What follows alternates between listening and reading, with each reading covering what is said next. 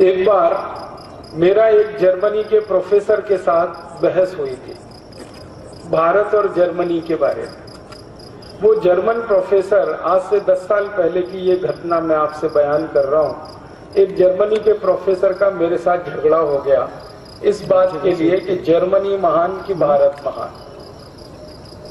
तो वो कहता था मेरा देश महान जर्मनी, मैं कहता था मेरा देश महान भारत।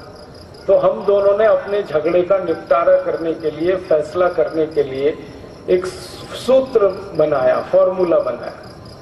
तय तो करना है किसका देश महान, या तो जर्मनी या तो भारत।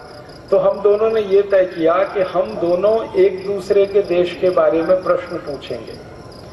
वो मेरे देश के बारे में प्रश्न पूछेगा, भारत के बारे में, जर्मनी का प्रोफेसर, मैं जर्मनी के बारे में पूछूंगा। और जिन प्रश्नों का सबसे ज्यादा जवाब हाँ में मिलेगा उसका देश महान होगा, और जिनके प्रश्नों का सबसे ज्यादा जवाब ना में मिलेगा उसका देश घटिया है, रद्दी है। ऐसे करके हम दोनों ने एक सूत्र शुरू हुई। तो पहले वो उसने कहा कि तुम पूछो, मुझसे कहा कि तुम जर्मनी के बारे में पूछो। तो मैंने चुन चुन कर ऐसे प्रश्न किए जिनका उत्तर ना में ही आए। ये तो पूछने वाले के ऊपर है, आप क्या पूछ रहे हैं। लेकिन आपको ऐसा लगेगा कि मैं जर्मनी को नीचा दिखाना चाहता था, मैं जर्मनी की वास्तविकता उसको रियलाइज कराना चाहता। तो मैंने सबसे पहला सवाल उसको पूछा कि तुम्हारे देश जर्मनी में गन्ना होता है? गन्ना। अब साधारण सा सवाल है। तो उसने कहा नहीं होता, क्योंकि मुझे मालूम है जर्मनी में गन्ना नहीं होता। और जानबूझ के मैंने ये सवाल किया कि जर्मनी में गन्ना होता है? उसने कहा नहीं होता। मैंने कहा जर्मनी में केला होता है? केला। उसने कहा नहीं होता। मैंने कहा जर्मनी में आम होता है? आम। उसने कहा नहीं होता। फिर मैंने कहा जर्मनी में संतरा होता है? संतरा। उसने कहा नहीं होता। फिर मैंने कहा जर्मनी में मौसम्मी होती है? मौसम्मी। उसने कहा नहीं होती। थोड़ी देर में वो बौखला गया, क्योंकि हर जवाब ना ना ना ना। तो उसने थोड़ी देर में मुझे कहा, मिस्टर राजीव दीक्षित, मेरे जर्मनी में कोई मीठी चीज पैदा नहीं होती, अब आगे पूछो। तब मैंने उसको कहा अच्छा दूसरा सवाल है मेरा। मैंने कहा जर्मनी में पालक होता है? पालक। क्योंकि पालक मीठा नहीं है। तो उसने कहा नहीं होता। फिर मैंने कहा जर्मनी में मेथी होती है? मेथी। उसने कहा नहीं होती। मैंने कहा जर्मनी में मूली होती है? मूली। उसने कहा नहीं होती। फिर मैंने कहा कि जर्मनी में वो होती है इलायची, या जर्मनी में काली मिर्च होती है? ये सब मीठी चीजें नहीं है। थोड़ी देर में फिर बौखला गया। फिर कहने लगा मिस्टर राजीव दीक्षित, हरे पत्ते की कोई चीज जर्मनी में नहीं होती, अब आगे पूछो। अब मीठी चीज कोई होती नहीं, हरे पत्ते की कोई चीज होती नहीं। तो मैंने कहा अब तुम ही बताओ जर्मनी में होता क्या है। तो उसने कहा जर्मनी में एक तो होता है आलू, पोटैटो, और दूसरा होता है प्याज, ओनियन। अब आलू में प्याज मिला के खाओ या प्याज में आलू मिला के खाओ, हमारे पास दो ही चीजें होती हैं। फिर मैंने कहा कि जर्मनी के दुकानों में इतना सारा माल बिकता है, केला भी बिक रहा है, गन्ना भी बिक रहा है, आम भी बिक रहा है, संतरा भी बिक रहा है, तो ये कहां से आता है? तो उसने धीरे से कहा ये सब भारत से आता है। तो मैंने कहा किसका देश महान? तो चुप हो गया, बोला नहीं। उसको रियलाइज तो हो गया कि भारत देश महान, लेकिन उसने मुंह से नहीं बोला। मैंने कहा इसको मुंह से ही बुलवाना है अभी थोड़ी देर। और ये बहस हमारी कई लोगों के सामने हो रही थी। मैंने कहा अब तुम्हारा नंबर है, तुम पूछो भारत के बारे में।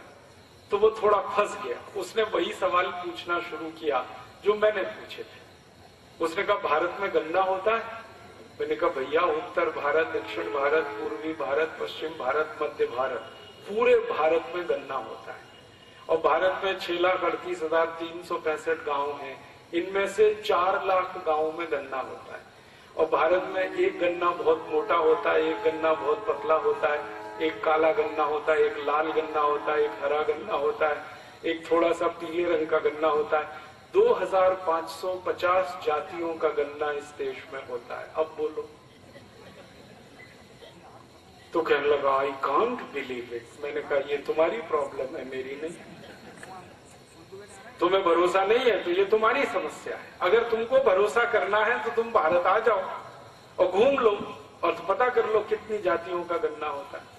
फिर उसने दूसरा सवाल पूछा, केला होता है भारत में? मैंने कहा केला ही केला होता है।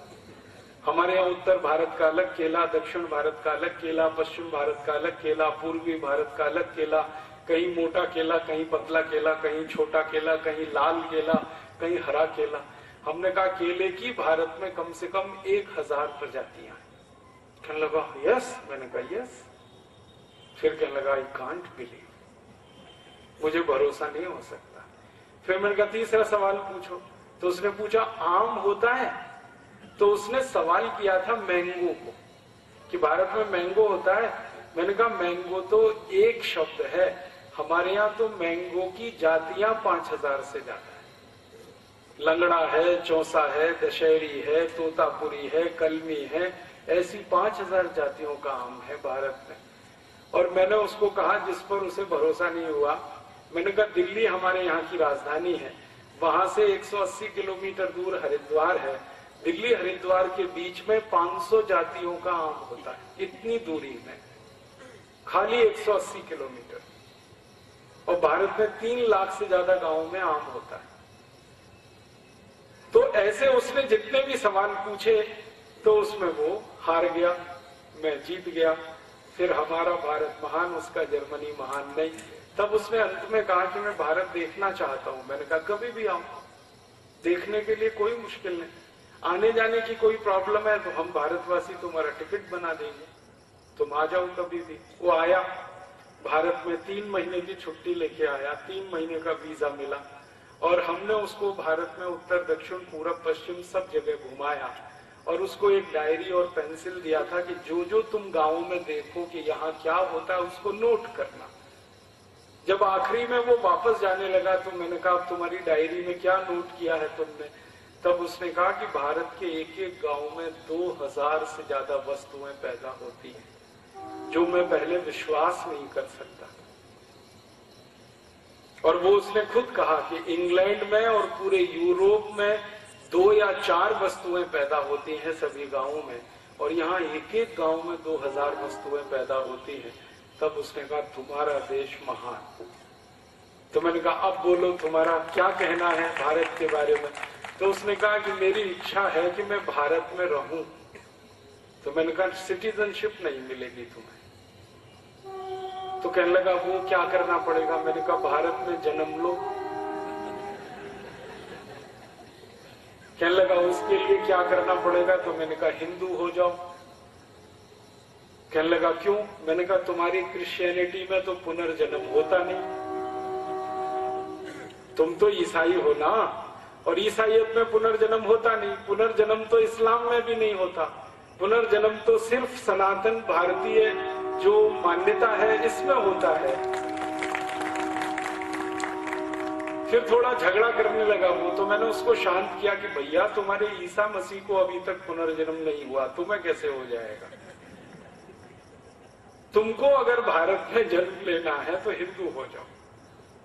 तो कहने लगा ये तो बड़ा मुश्किल है। मैंने कहा बहुत आसान, हम तुम्हारे ऊपर थोड़ा गंगा जल छिड़केंगे और तुम्हारा नाम बदल देंगे, इतना सही है, इससे ज्यादा कुछ नहीं करने वाले। कहने लगा इसका मैसेज तो बहुत दूर तक जाएगा। मैंने कहा वही हमें भेजना है, ये मैसेज जर्मनी तक जाए, वही तो हम चाहते हैं। कहने लगा फिर मैं सोच के बताऊंगा। मैंने कहा ठीक है। फिर जाते जाते वो यही कह के गया कि मैं जीसस से प्रार्थना करूंगा कि अगला जन्म भारत में मिले। मैंने कहा वो प्रार्थना तुम्हारी नहीं स्वीकार होगी, क्योंकि ईसाइयत में पुनर्जन्म होता ही नहीं है। पुनर्जन्म वाली एक ही दुनिया में सभ्यता है जिसको हम भारतीय सभ्यता कहते हैं। ये भारत की विशेषताओं में से एक है। मैंने कहानी के माध्यम से आपको कई चीजें बता दी।